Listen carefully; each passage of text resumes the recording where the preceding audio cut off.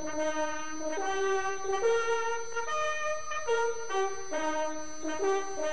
amigos. Legítima Defesa em Foco, 24 de novembro de 2011.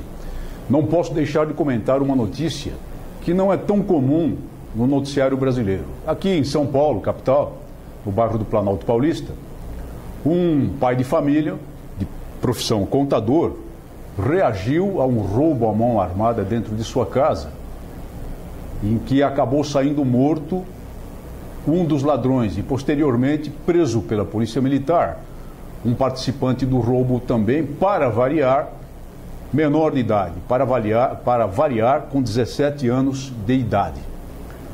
Esse cidadão foi atingido pelo criminoso também.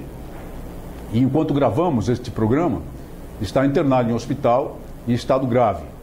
Por menor, os ladrões dominaram toda a família e ameaçavam desde logo a família das maiores atrocidades. Ameaçavam matar a todos e não duvidem que isso aconteça porque, entre outros fatos do noticiário policial, nós tivemos recentemente a prisão de uma quadrilha, aqui em São Paulo também, que simplesmente se especializou em torturar as vítimas, invadir as casas das pessoas e, para extorquir delas informações a respeito de bens que supostamente havia nessas casas, eles torturavam barbaramente as vítimas. Portanto, a partir do momento em que uma família é dominada, tudo pode acontecer nas mãos de criminosos.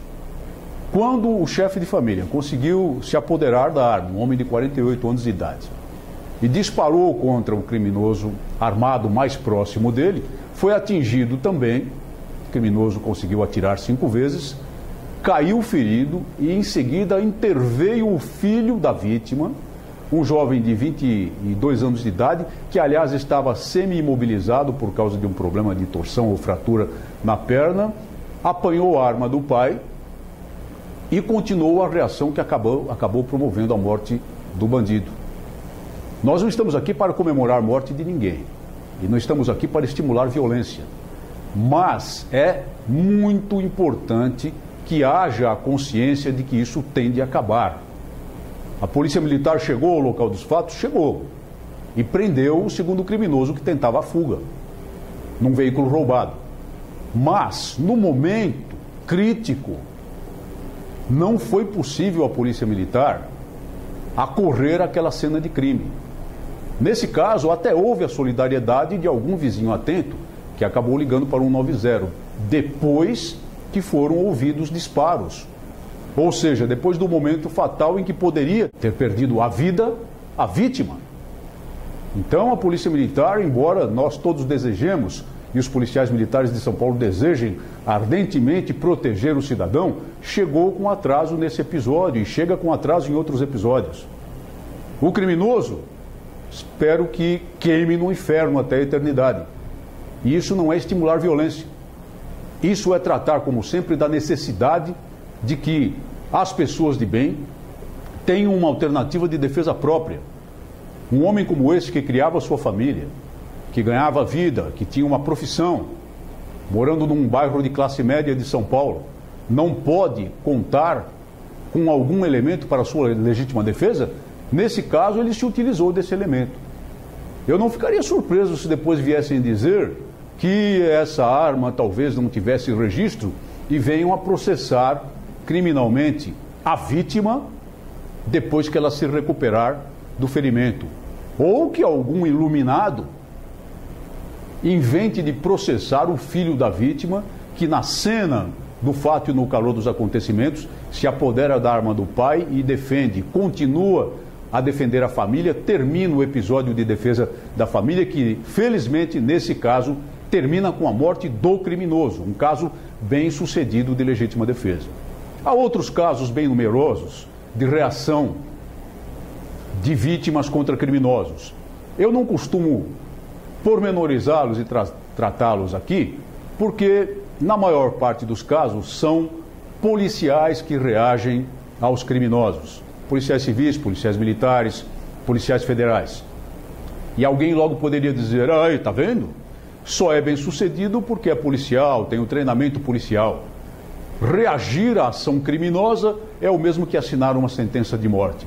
Mas sentença de morte assinam muitas pessoas que se entregam à sanha dos criminosos, acreditando que eles terão clemência, acreditando que podem dialogar com o criminoso para que termine a cena do roubo com a perda de bens, mas com a preservação da vida.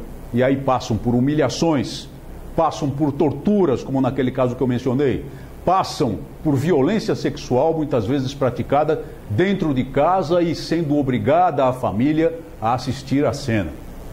É aceitável, admissível isso?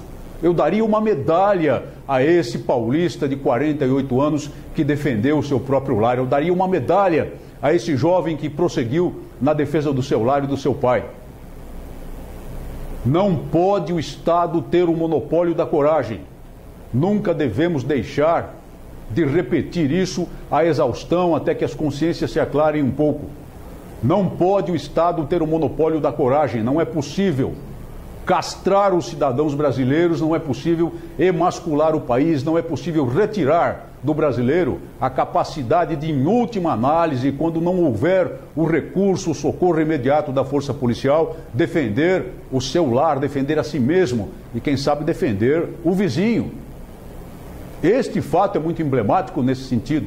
E volto a lembrar o ambiente dos Estados Unidos, volto a lembrar o rigoroso estudo científico publicado neste livro, America Fights Back, a mostrar que lá, naquele grande país, os civis, os cidadãos comuns, as vítimas de crimes, matam mais criminosos do que a própria força policial em legítima defesa do seu lar, em legítima defesa dos seus bens, em legítima defesa de sua família.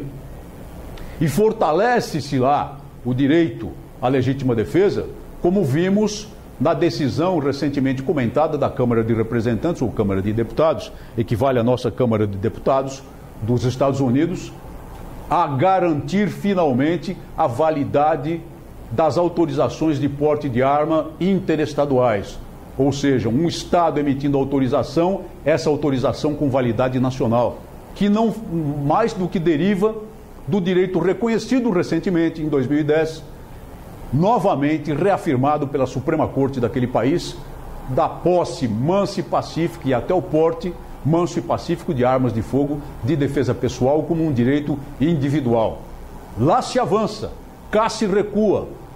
Cá tivemos casos até de criminosos, como foi divulgado, que se atreveram a processar a vítima porque sofreram ferimentos no curso de uma ação criminosa, invasão de um lar, invasão daquele recôndito sagrado, inviolável de acordo com a Constituição brasileira. E durma-se com um barulho desse. O exemplo deste cidadão paulista é edificante.